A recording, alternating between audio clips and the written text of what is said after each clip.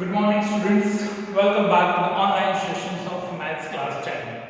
I hope you and your family will be safe in this pandemic situation. So I just requested you don't go outside home unnecessary. Also avoid to go into the crowded places. And if it should be necessary and you have to go outside your homes, use the properly face mask covers, take sanitizers with you. Always be wash your hand at a specific time of interval up to 20 seconds. So stay home and stay safe. Students, today we are discussing about the new topic, maybe a new chapter in your syllabus of NCERT textbook, chapter number 4, quadratic equation. In the previous chapters, in the mathematics, we will be discussing about some of the portions of the polynomials. In the polynomial terms, you are discussing about the monomial, binomial, trinomial, as well as linear equation, quadratic equation, cubic equation, based on the terms and based on the powers.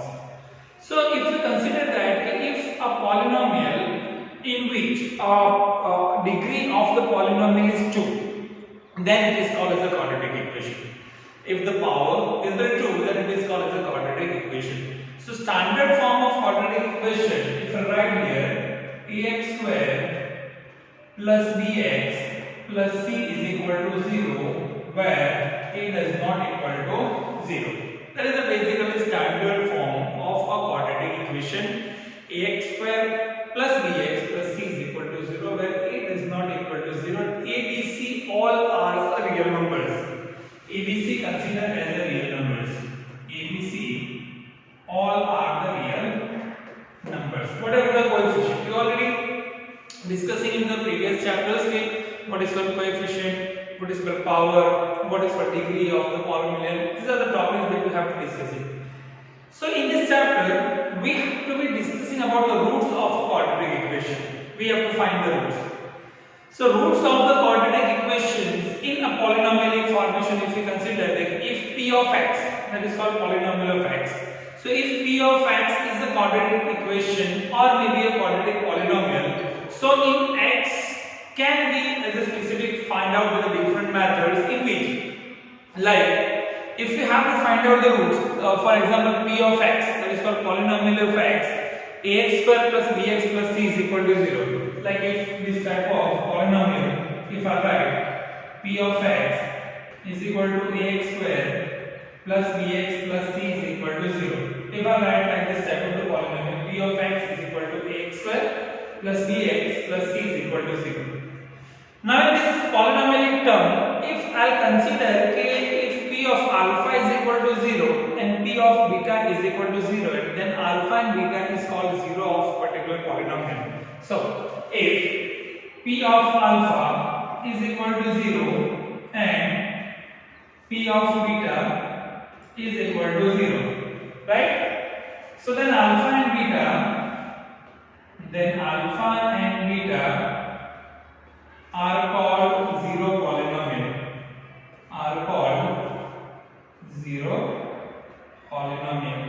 or maybe it's called zeroth value, p of x of the given value. So this is generally found. So which are the methods that we have to be discussing in this chapter to find out the quadratic equation? So we have to be discussing about the factorization method that we have already discussed in the standard 8 and 9. Factorization method is what? Comparing, or maybe the comparing the square method, or the third one is the quadratic formula. These are the three formulas: factorization method, completing square method, and the quadratic formula. Using these formulas, we can be determine the standard forms of the roots of the particular quadratic polynomial. So generally, if we find out the discriminant of the quadratic equation, so discriminant that generally represented by the d. Discriminant that can be represented by the d. The formula d is equal to b square minus 4ac. If you have to find the discriminant, d is equal to b square minus 4ac. So the number of roots, or maybe the called as zeros of the quadratic equation that can be find out by these of the methods. So while finding out these roots, if the value is d greater than 0, we get d greater than 0, d less than 0, and d is equal to 0. When you find the discriminant, to comparison with the standard quadratic equation, that is ax square plus bx plus c is equal to 0, you will get the value of b by applying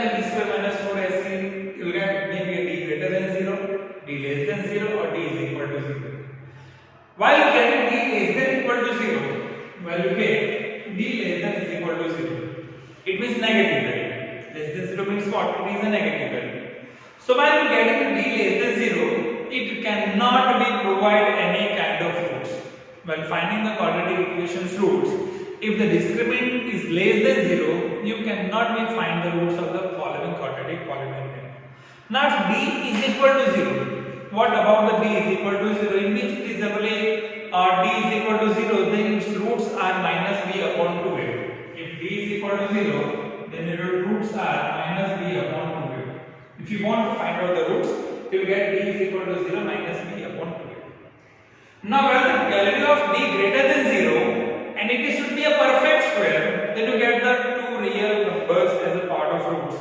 And d greater than 0, it's not the perfect square, you get the irrational numbers. So find out this formation, you have two methods. X is equal to minus b plus square root of d upon 2a, and y is equal to minus b minus square root of d upon 2. These are the two roots. While d greater than 0, these are the two roots. D less than 0 roots are not possible, and d is equal to 0, roots are minus b upon 2. So by using this method, maybe a completing square method, maybe a factorization method, or maybe using this quadratic polynomial method, we can find the solution of quadratic equation. Also in this chapter we have to solve some of the problem solving questions that should be converted into the form of quadratic equations, and after finding the quadratic equation we have to find the roots by different methods, right? So these are the concepts which we have to discussing in this chapter. This is one important chapter in respect to the examinations based on the formations of the maximum power tool that will be described as a quadratic equation. Now moving on to the page number 73, that is the exercise 4.1. When you see in your textbook exercise 4.1 page number 73, right? So all the questions that not necessarily they have to solve, which are the sum of the question of each and every portion, that we will try to solve it, one or two questions, and remaining 2 or 3 questions we have to solve themselves. So let's move on to the first question of exercise 4.1. In the first question, if you see that, okay, we have to check whether the following are quadratic equation or not. We have to check the particular formation is quadratic equation or not, that we have to verify. In which the first question is given x plus 1 whole square is equal to 2 in bracket x minus 3. Now this is the one question is there, the first question, and we have to be check whether this is a quadratic equation or not. So quadratic equation होने के satisfaction of charges क्या होने चाहिए, उसका maximum powers polynomial का 2 होना चाहिए. If the maximum degree of the particular polynomial is 2, then it should be a quadratic equation, otherwise it is not a quadratic equation. चलिए तो हम इसको सबसे पहले सॉल्व कर देंगे in terms of quadratic equation. तो x plus 1 का होल स्क्वायर हो जाएगा x square plus 2x plus 1. इस तरफ राइट हैंड साइड हो जाएगा 2x minus 6. अब इसको कंपेयर कर लीजिए दोनों इक्वेशंस को. x square plus 2x plus 1 minus 2x plus 6 is equal to 0. Because the right hand side 2x minus 6 है, इसको अगर आप लेफ्ट हैंड साइड मूव करेंगे तो it will become minus 2x plus 6. जब plus 2x minus 2x cancel हो जाएगा, equation होगी x square plus 1 plus 6 plus 7 is equal to 0. x square plus 7 is equal to 0. अब इस क्वेश्चन के अंदर आप देखेंगे तो given equation having a maximum power is 2. Having an equation maximum power क्या है, 2 है. This equation को हम क्या कहेंगे, it is called quadratic equation. तो it is called as a quadratic equation. ठीक है, तो आइडेंटिफाई हमें ऐसे करना है कि क्वाड्रेटिक इक्वेशन है या नहीं. तो मैक्सिमम पावर अगर 2 मिलता है तो आप उसको क्वाड्रेटिक इक्वेशन कहेंगे, otherwise it is not called to be quadratic equation. चलिए वैसे ही दूसरा क्वेश्चन लेते हैं, x square minus 2x. Second question आपको दिया है x square minus 2x. This is left hand side. Right hand side दिया है आपको -2 और ब्रैकेट में दिया है 3 minus x. -2 ब्रैकेट में आपको दिया है 3 minus x. केवल एक आपको डिटरमाइन करना है कि क्वाड्रेटिक इक्वेशन है या नहीं है. पहले हम लेफ्ट हैंड साइड को एज इट इज सॉल्व करते हैं. x square minus 2x, right hand side को मल्टीप्लाई कर लीजिए -2 into 3 minus 6. Minus minus plus 2 into x 2x, ठीक है। राइट हैंड साइड को हमने मल्टीप्लाई कर दिया। अब वैल्यू कंपेयर करना है तो राइट हैंड साइड को हम लेफ्ट हैंड साइड मूव करेंगे तो वैल्यू चेंज हो जाएगी, plus 6x minus 2x is equal to 0। Equation हो जाएगी x square minus 2x minus 4x plus 6 is equal to 0। इस इक्वेशन में भी आप देखिए इस इक्वेशन का मैक्सिमम पावर क्या है, 2 है।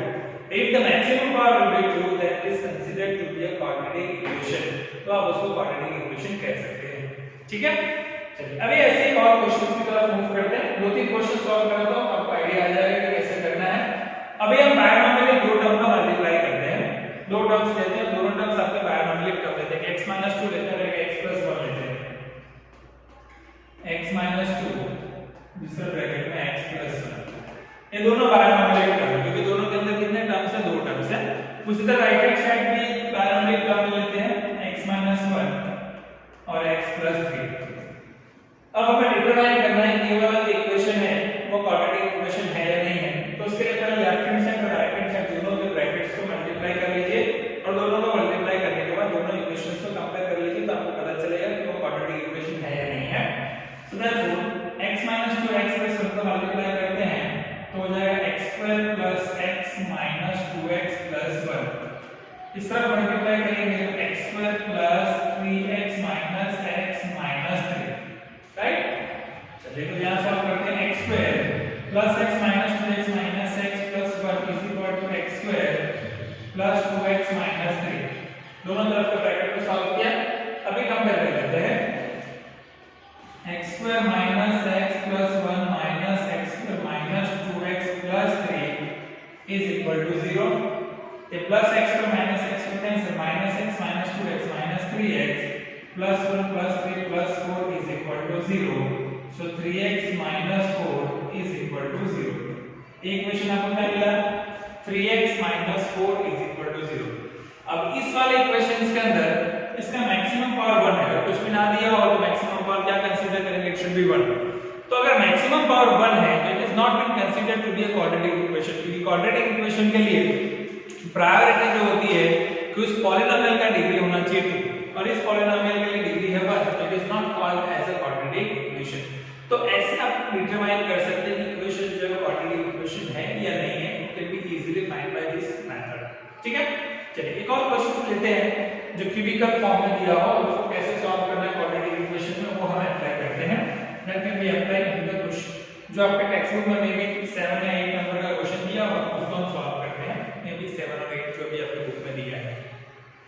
क्वेश्चन आपको दिया है कि x³ generally x³ minus 4x² sorry x³ minus 4x² minus x³ minus 4x² minus x plus 1 minus x plus 1, ऐसा आपको लेफ्ट हैंड साइड दिया है और राइट हैंड साइड में आपको दिया है x minus 2 का क्यूब, x minus 2 क्यूब। और ये जो क्वेश्चन है इसको हमें डिटरमाइन करना है कि ये वाला जो क्वेश्चन है वो क्वाड्रेटिक इक्वेशन है या नहीं, is it a quadratic equation, yes और नो।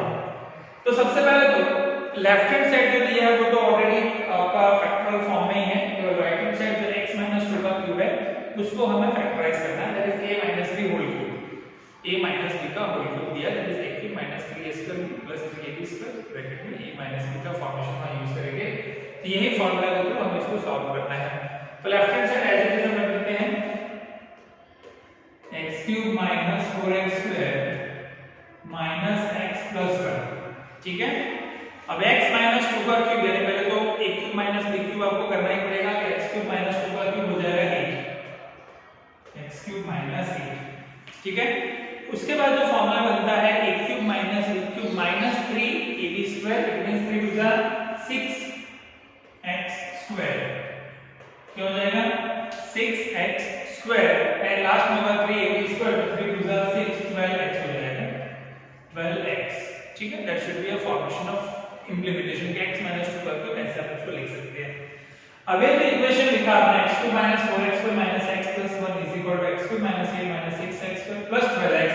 अब ये दोनों इक्वेशन को कंपेयर करिए और उसको सॉल्व करेंगे, क्या लास्ट में आंसर आता है। सो x³ minus 4x² minus x plus 1 minus x³ plus 8 plus 6x square minus 12x is equal to 0। चलिए x के ऊपर x को आप एलिमिनेट कर सकते हैं। माइनस 4x और 6x का क्या हो जाएगा 2x स्क्वायर हो जाएगा minus x minus 12x minus 13x plus 1 plus 8 9 is equal to 0। इसका एक्सपेंशन आपको मिला 2x square minus 13x plus 9 is equal to 0। अब ये इक्वेशन के अंदर मैक्सिमम पावर इसका क्या है 2 है। इस पॉलिनोमियल की डिग्री क्या है 2 है, तो ये इक्वेशन जो है वो क्वाड्रेटिक इक्वेशन है। तो ऐसे आप डिटरमाइन कर सकते हो कि क्वाड्रेटिक इक्वेशन है, तो जिस इक्वेशन ऑफ पॉलिनोमियल टर्म के अंदर उस इक्वेशन का अगर डिग्री 2 मिलता है तो वो quadratic equation, otherwise it is not a quadratic equation. चलिए this is the question number 1 from the exercise 4.1। अभी हम मूव करेंगे, let me move on to the question number 2। Question 2 पे हम मूव करेंगे और क्वेश्चन 2 भी जो है इसी फॉर्मेशन ऑफ पेज में आपको सॉल्व करना है। क्वेश्चन नंबर 2, अभी क्वेश्चन नंबर 2 जो दिया है उसमें आपको दिया है कि represent the following situation in the form of quadratic equation. हमें प्रॉब्लम्स सॉल्व क्वेश्चन दिए होंगे और उस क्वेश्चंस को रीड करके आपको उसको क्वाड्रेटिक इक्वेशन में रिप्रेजेंट करना है। You don't have to be solve the quadratic equation but you have to be represent in the form of quadratic equation. 2 marks का क्वेश्चन रहता है एग्जामिनेशन में कि represent the following situation into the quadratic equation. जिसमें question दिया होगा उसको आपको रिप्रेजेंट करना होगा क्वाड्रेटिक इक्वेशन के अंदर। चलिए इसका फर्स्ट क्वेश्चन को हम सॉल्व करते हैं। क्वेश्चन नंबर 2 का फर्स्ट आपके टेक्स्ट बुक में जो दिया है उसे हम सॉल्व करते हैं। वहां पे आपको दिया है कि the area of rectangular plot is 528 meter square. Area of rectangular plot, it means area of rectangle 528 meter square, and the length of plot which is given into the meters. The length of plot is more than twice its breadth. Then we need to find the length and breadth of this plot. इसका length and breadth क्या मिलेगा वो आपको find करना है, but केवल represent करना है, don't have to be find out. तो फर्स्ट ऑफ ऑल यहाँ पे एरिया जो है वो रेक्टेंगुलर दिया है, it means L into B, और क्वेश्चन के अंदर दिया है कि उसका जो लेंथ है उसके ब्रेथ से 1 more than twice है, it means we don't have to be breadth. तो सबसे पहले क्या सपोज करना पड़ेगा इस इक्वेशन में ब्रेथ को सपोज करना पड़ेगा। So let the breadth is x metre, let the breadth is equal to x metre, ठीक है। x मीटर आप इसका ब्रेथ को सपोज कर लीजिए। तो लेंथ जो होगा length is 1 more than twice of breadth, it means 2x plus 1 meter, right? क्योंकि जो ब्रेथ है उससे twice लेंथ है प्लस 1 उससे मोर ज्यादा है, more than 1, so it should be a 2x plus 1. Now area of rectangle is equal to what? Length into breadth. Area of rectangle, क्योंकि rectangular plot है, so area of rectangle is equal to L into B, right? Area of rectangle क्या होता है? L into B होता है। और यहाँ पे ऑलरेडी आपको लेंथ और ब्रेथ आपको कितना दिया है? एरिया ऑफ रेक्टेंगल आपको दिया है 528 और लेंथ आपको दिया है x into 2x plus 1। चलिए ऐसा लिख देते हैं, ब्रेथ into लेंथ कर देते हैं 2x plus 1। इसको क्वाड्रेटिक इक्वेशन में कंपेयर करने के लिए 528 is equal to 2x square plus x। 521 को राइट हैंड साइड ले जाइए तो माइनस हो जाएगा 2x square plus x minus 528 is equal to 0। तो ये आपने क्या कर दिया, इसको स्टैंडर्ड क्वाड्रेटिक इक्वेशन के अंदर आपने कन्वर्ट कर दिया है। You have to convert the particular equation into the standard quadratic equation. तो ऐसे आप इस क्वाड्रेटिक इक्वेशन को कन्वर्ट कर सकते हैं। इसको सॉल्व करने को नहीं बोला, वरना आप इसको सॉल्व भी कर सकते हैं। वैसे जो आपको सेकंड क्वेश्चन दिया है, सेकंड क्वेश्चन देखते हैं जो हमें रिप्रेजेंट करना है क्वाड्रेटिक इक्वेशंस के अंदर। The product of two consecutive positive integer is 306। The product of two consecutive positive integer is 306, then find that integer.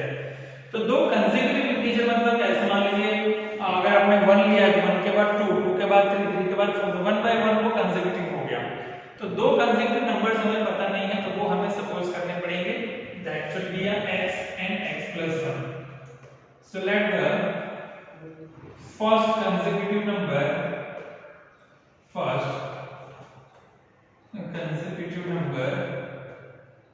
is equal to x, ठीक है। First consecutive number is x another consecutive number is x plus 1। एक number x और दूसरा क्या है x plus 1। अब ये दोनों नंबर का प्रोडक्ट आपको कितना दिया है 306। इन दोनों नंबर का product x into x plus 1 is equal to हमें दिया है 306। दो कंसेक्यूटिव नंबर्स का प्रोडक्ट आपको दिया है 306। अब इन दोनों का आपको मल्टीप्लाई करना है x into x x square plus x one x minus 306 is equal to 0। You can easily convert into the standard quadratic equation। तो ऐसे जो है हम इस तरह के क्वेश्चंस को स्टैंडर्ड क्वाड्रेटिक इक्वेशन में कन्वर्ट कर सकते हैं। चलिए एक और क्वेश्चन आपको समझा देता हूं, फिर हम नेक्स्ट एक्सरसाइज की तरफ मूव करेंगे। हम ज्यादा टाइम नहीं इसमें बिगाड़ेंगे इक्वेशन बनाने में, क्योंकि आगे भी हमें इस तरह के इक्वेशंस बनाने हैं और उसको सॉल्व करना है। एक और डिस्कशन कर लेते हैं जो आपको 4.1 का क्वेश्चन नंबर 2 का थर्ड वन हम सॉल्व करते हैं। थर्ड क्वेश्चन आपको दिया हुआ है कि Rohan's mother age is 26 year older than him. If the product of their ages in the years is 3 years from now will be 360, so what is their age? So यहाँ पे रोहन की मदर की as the हुई है पर रोहन की as नहीं दी हुई है, तो जिसकी एज पहले तो नहीं दी है और जिसे कंपेयर करना है वो आपको सपोज करना पड़ेगा। तो suppose the age of Rohan is x, ऐसा सपोज कर लीजिए। Suppose age of Rohan is equal to x years। ठीक है, ऐसा सपोज कर लीजिए। Suppose the age of Rohan is x years। तो उसकी मदर की एज से 26 ज्यादा है तो क्या हो जाएगी x plus 6 sorry 26। So mother's age is equal to x plus 26 years। इसकी मॉम की प्लस 26 ज्यादा है। अब 3 इयर्स हेंस 3 साल के बाद फ्रॉम 3 इयर्स हेंस 3 साल के बाद age of Rohan x plus 3 हो जाएगा x plus 3 इयर्स। ठीक है, age of Rohan x plus 3, तो उसकी मदर की एज क्या हो जाएगी x plus 26 plus 3 यानी कि x plus 29। so mother's age is x plus 29 years। ठीक है, तो age of Rohan x plus 3 होगा और मदर की एज कितनी हो जाएगी x plus 29 years हो जाएगी। अब इन दोनों का जो एज का जो प्रोडक्ट दिया है वो कितना दिया है 360।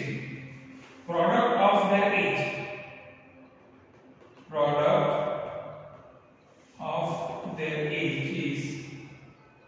is equal to 360।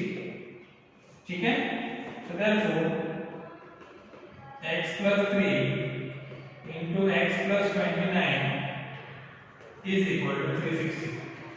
x plus 3 into x plus 29 is equal to 16। अब इन दोनों का आपको क्या करना होगा, दोनों का फॉर्मेशन आपको इंप्लीमेंटेशन करना होगा और इसको सॉल्व करना होगा। तो जब आप इसको सॉल्व करेंगे x square plus now 29 plus 3 कितना होता है 32 होता है, 32x हो जाएगा माइनस 29 3 हो जाएगा 81। तो 360 में से 81 को अगर आप माइनस करेंगे तो सॉरी 23 60 27 87 273 is equal to 0। तो इसका जो स्टैंडर्ड क्वाड्रेटिक इक्वेशन मिलेगा वो x square plus 32x minus 273 is equal to 0 मिलेगा। तो ऐसे जो है हम क्वाड्रेटिक इक्वेशन में किसी भी प्रॉब्लम सॉल्विंग को इजीली रिप्रेजेंट कर सकते हैं, कैन बी इजीली रिप्रेजेंट। ठीक है, तो that is generally of your exercise 4.1। Let me move on to the exercise 4.2 की तरफ मूव करते हैं, which is given generally which is given on the page number 76 पे दिया है 4.2 जिसमें हमें फैक्टराइजेशन मेथड का यूज करना, फैक्टराइजेशन मेथड का यूज करके हमें जो क्वाड्रेटिक इक्वेशन है उसको हमें सॉल्व करना है। तो exercise 4.2 on a page number 76 पे एक्सरसाइज 4.2 की तरफ मूव करते हैं अभी।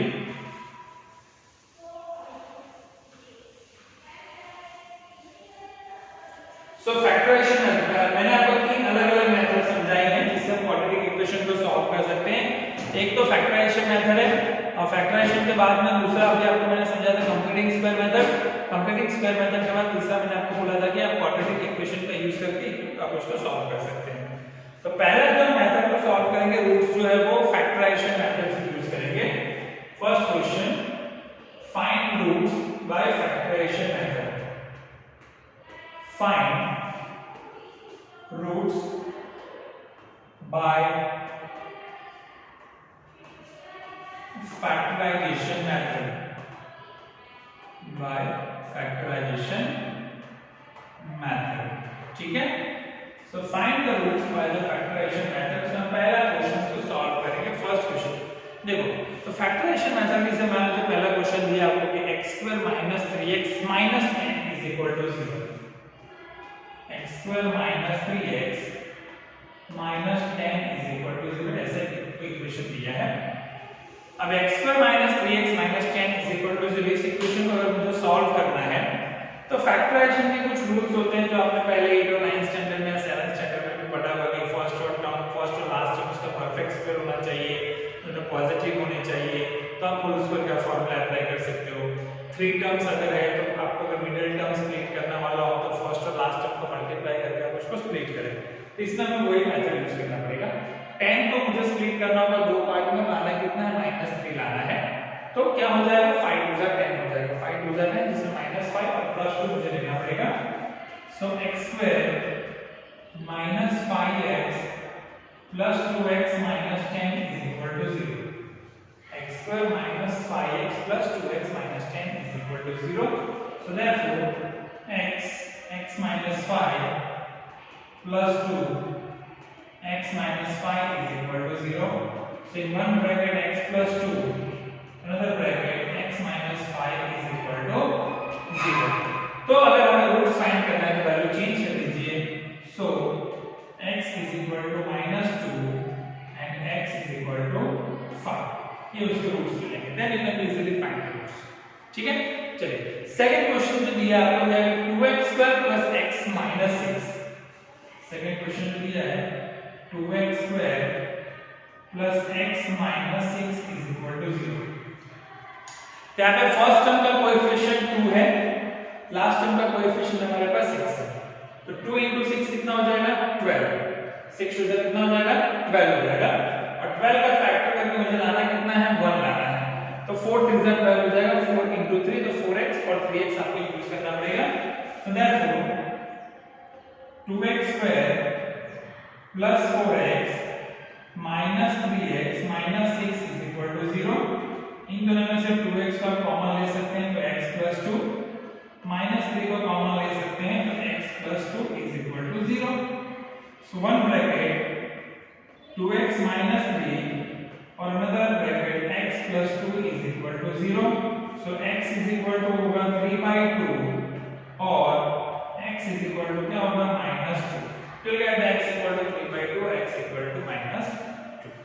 मान लीजिए स्क्वायर रूट में वैल्यू दी है, स्क्वायर रूट की वैल्यूज को अगर आपको कन्वर्ट करना है, जैसे स्क्वायर रूट आपको दिया कि √2x², जैसा आपको दिया √2x², ठीक है।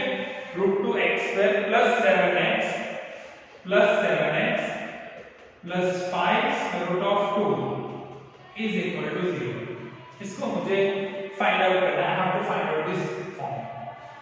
अभी यहां पर √2 और लास्ट में 5√2 है, इन दोनों का मल्टीप्लाई करोगे तो 5 * 10 हो जाएगा, क्योंकि √2 × √2 क्या हो जाएगा, 2 हो जाएगा। 2 × 5 कितना होगा, 10 होगा। और 10 का फैक्टर करके आपको कितना लाना है, 7। तो 5 * 10 हो जाएगा, 5 * 10 5x + 2x। So therefore √2x² + 5x + 2x + 5√2 is equal to 0, ठीक है। √2x² + 5x का होगा।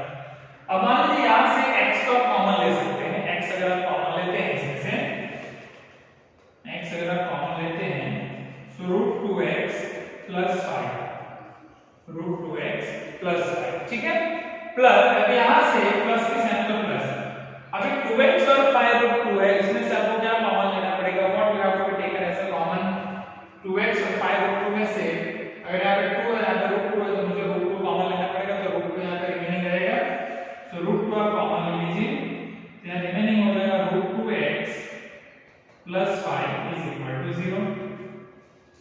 So in one bracket x plus square root of 2, another bracket root 2x plus 5 is equal to 0, right?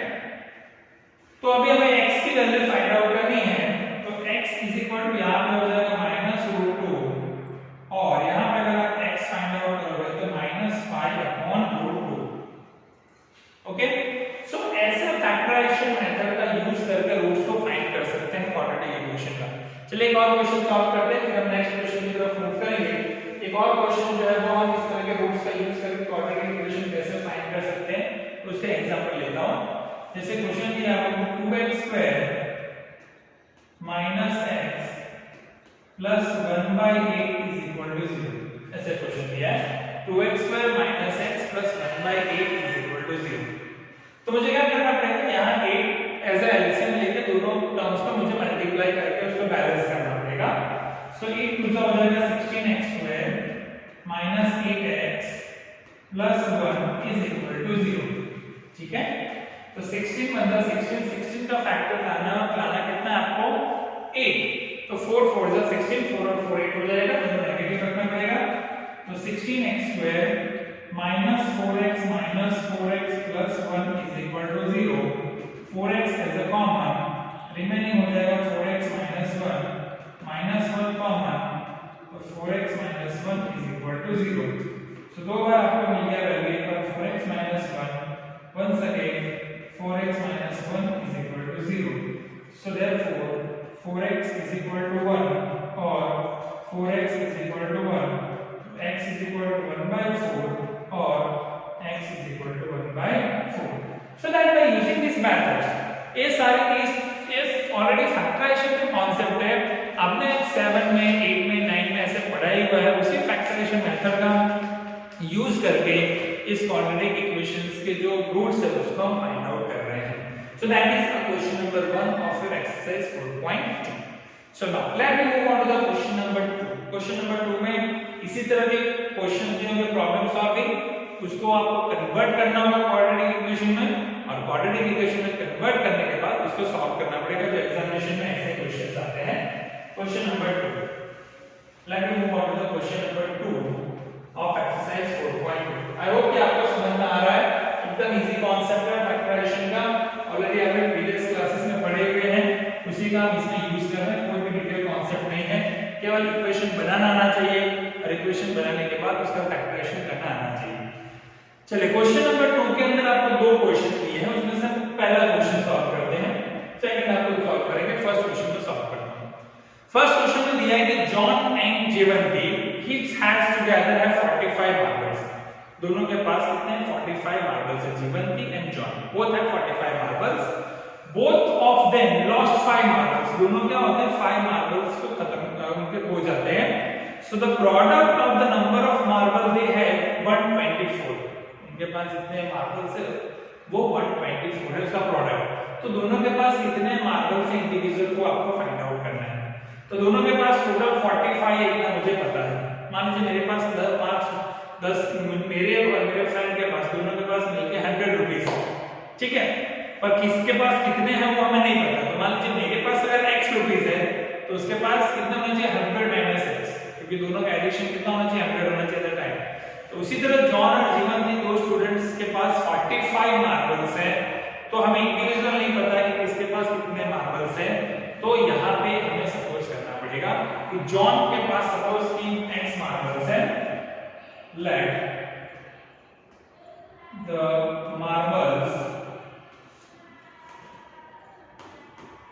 John have, that is x। चलिए let the John have x marbles, ऐसा suppose करते हैं x marbles John के पास है और जीवंती के पास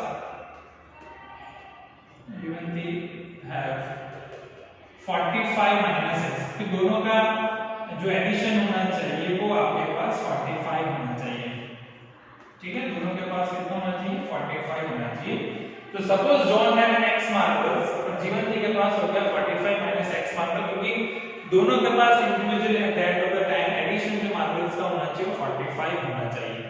अब दोनों क्या करते हैं, दोनों के पास से 5 मार्बल्स लॉस्ट हो जाते हैं। सो नंबर ऑफ सपोज कि आफ्टर लॉसिंग द 5 मार्बल्स दोनों के पास कितने रहे, after losing the 5 marbles, 5 marbles दोनों को देते हैं। After losing the 5 marbles, 5 marbles दोनों को देते हैं। सो जॉन के पास कितना हो जाएगा, जॉन के पास हो जाएगा x माइनस 5 मार्बल्स। जॉन के पास कितना हो जाएगा, जो टोटल है उसमें से कितने कम हो जाएंगे, 5 उसके कम हो जाएंगे। और जीवंती के पास कितना होगा, 45 में से 5 गया तो 40 माइनस x हो जाएगा। तो जीवंती के पास मार्बल्स हो जाएंगे 45 minus x, 45 minus x marbles जो है वो जीवंती के पास हो जाएंगे। अभी जो दोनों के पास जो टोटल मार्बल्स है उनका प्रोडक्ट कितना है, 124। So product of total marbles का जो प्रोडक्ट है वो 124 है। तो आपको क्या करना पड़ेगा, दोनों को मल्टीप्लाई करना पड़ेगा, दोनों का आपको प्रोडक्ट फाइंड करना पड़ेगा। So x minus 5 in bracket 45 minus x is equal to 124। इन दोनों का जो प्रोडक्ट होगा वो कितना होना चाहिए, 124 होना चाहिए। सॉरी 40 माइनस x होगा ना, 5 माइनस करेंगे तो 40 माइनस x हो जाएगा, 40 माइनस x। अब इस इक्वेशन को आपको सॉल्व करना है। इस इक्वेशन को आप जब सॉल्व करेंगे तो x² माइनस 45x प्लस 324 आपको मिलेगा। x² minus 45x plus 324 is equal to 0। आपने इसको स्टैंडर्ड क्वाड्रेटिक इक्वेशन में कन्वर्ट कर दिया है। अब मुझे क्या करना है, फर्स्ट टर्म 1 है, लास्ट टर्म 324 है। 324 को स्प्लिट करना लाना है 45, तो 36 9 जा 324 और 36 और 9 हो जाएगा 45। सो इक्वेशन में आप लिखेंगे x² minus 36x minus 9x plus 324 is equal to 0। चलिए पहले दो टर्म्स में से x कॉमन लेंगे तो x minus 36 minus 9 common, x minus 36 is equal to 0। So in one bracket x minus 9 is equal to 0, another bracket x minus 36 is equal to 0. So x is equal to 9 or x is equal to 36. x is equal to 9 और x is equal to 36। अब मान लीजिए कि total number of marbles अगर आप 36 यहाँ पे लेंगे, आप x यानी कि जॉन के पास अगर 36 मार्बल्स होंगे तो 45 माइनस 36 9 मार्बल जीवंती के पास होंगे। मान लीजिए जॉन के पास 9 मार्बल होंगे तो जीवंती के पास कितने होंगे, 36 होंगे। यानी at the end of the time दोनों के पास 45 मार्बल्स होने चाहिए, उसका प्रोडक्ट आपको कितना होना चाहिए, 124 होना चाहिए। तो ऐसे आप इक्वेशन को सॉल्व कर सकते हैं by implementation the quadratic equation. You can easily solve the particular equation. ठीक है, चलिए अब ये मूव करते हैं नेक्स्ट जो है आपका क्वेश्चन नंबर 4। क्वेश्चन नंबर 4 ऐसे क्वाड्रेटिक इक्वेशन अभी हमने प्रूव किया है 3 4 चलिए 3 भी कर देते हैं 4 भी कर देते हैं, तो आपको समझ में आ जाएगा। सारे क्वेश्चंस में करना, दो क्वेश्चंस और मैं कर देता हूं 3 और 4, तो आपको एक्सरसाइज 4.2 भी अच्छे से समझ में आ जाएगा कि कैसे इक्वेशन बनाना है और कैसे इक्वेशन बनाने के बाद हमें उसको रूट्स में फाइंड आउट करना है। जैसे क्वेश्चन नंबर 3 आपको दिया है, क्वेश्चन नंबर 3। अभी क्वेश्चन 3 के अंदर ऐसे प्रॉब्लम सॉल्व दिया है कि फाइंड टू नंबर्स कुल सम इज 27 एंड प्रोडक्ट इज 182। दो नंबर हमें ऐसा फाइंड करना है जिसका एडिशन 27 है और दोनों का प्रोडक्ट 182 होना चाहिए।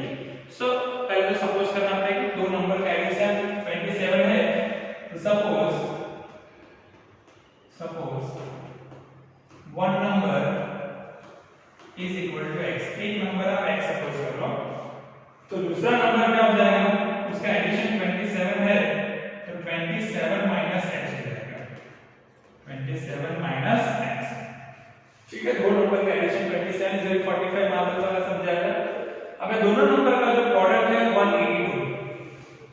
So product of two numbers, product of these numbers is 182। इन दोनों नंबर का जो प्रोडक्ट है हमारे पास कितना है 182 है, तो दोनों का प्रोडक्ट को मल्टीप्लाई कर लीजिए। Bracket x 27 minus x is equal to 182, so therefore 27x minus x square minus 182 is equal to 0।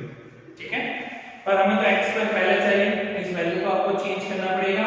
तो x square minus 27x plus 182, x square minus 27x plus 182 is equal to 0। अभी 182 को split करना लाना है 27, 182 को दो part में split करके लाना है 27, तो 14 into 13 that should be a 182। so x square minus 14x minus 13x plus 182 is equal to 0। x common लेंगे, x minus 14 minus 13 कॉमन लेंगे, x minus 14 is equal to 0।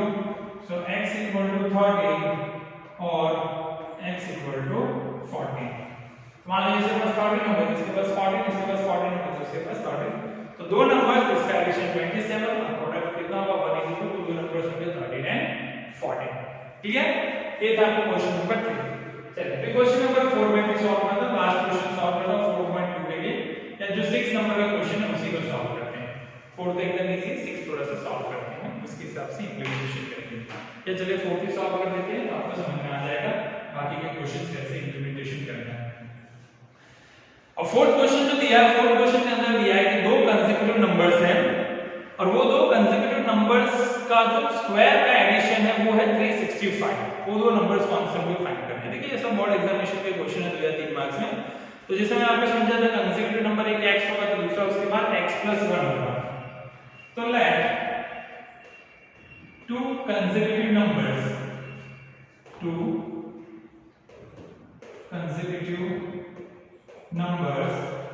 x and x plus 1, दो number आप suppose करो, एक x दूसरा x plus 1। अब ये दो नंबर का स्क्वायर का एडिशन हमारे पास 365 है, एक है x स्क्वायर और दूसरा है x plus 1 का होल स्क्वायर, वो हमारे पास है 365। इन दो नंबर्स का जो स्क्वायर का एडिशन वो आपके पास है 365। दोनों का आप सॉल्व कर लीजिए, एक्सपांड करके x स्क्वायर ये हो जाएगा x square plus 2x plus 1 is equal to 365। Equation हमारी हो जाएगी 2x square plus 2x plus 1 minus 365 is equal to 0। Equation becomes 2x square plus 2x minus 364 is equal to 0। अब ये entire equation को आप 2 से डिवाइड कर सकते हैं।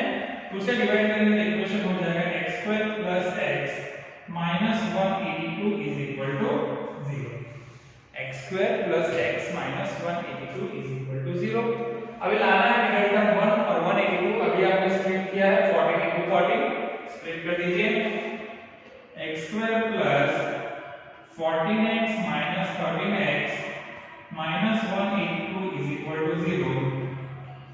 x कॉमन लेंगे तो x plus 14 minus 13 x plus 14 is equal to 0। so x equal to 30 और x equal to minus 14। but negative number तो पॉसिबल है ही नहीं, negative number is not possible. तो x equal to नंबर 13 होगा, तो दूसरा क्या हो जाएगा x plus 1 13 plus 1 14 हो जाएगा। तो ये जो मेथड है, इस मेथड को हम कहते हैं फैक्टराइजेशन मेथड से क्वाड्रेटिक इक्वेशन को सॉल्व करना। आई होप कि आज का जो सेशन आपको मैंने समझाया कि क्वाड्रेटिक इक्वेशन क्या है, कैसे हम उसके रूट्स को फाइंड आउट कर सकते हैं, उसकी मेथड क्या है, क्वाड्रेटिक फार्मूला क्या है और कैसे आप क्वाड्रेटिक इक्वेशन को आइडेंटिफाई कर सकते हैं, कैसे उसको इंप्लीमेंटेशन करके उसके रूट्स को फाइंड कर सकते हैं, कैसे उसको क्वाड्रेटिक फॉर्म में कन्वर्ट कर सकते हैं। और ये क्वेश्चन आपको अच्छे से समझ में आया होगा। जब ये नेक्स्ट सेशन में मिलेंगे तो बाकी के जो दो मेथड है, इसमें कंप्लीटिंग स्क्वायर मेथड और क्वाड्रेटिक फार्मूला का यूज करके कैसे क्वाड्रेटिक इक्वेशन का रूट्स फाइंड करना है वो हम डिस्कशन करेंगे। तो students, whatever the question that is given in the examples, just try to solve yourself, and whatever the question that is remaining in the exercise, just try to solve yourself. Keep revising, keep updating on knowledge. Stay home, stay safe, take care, and bye.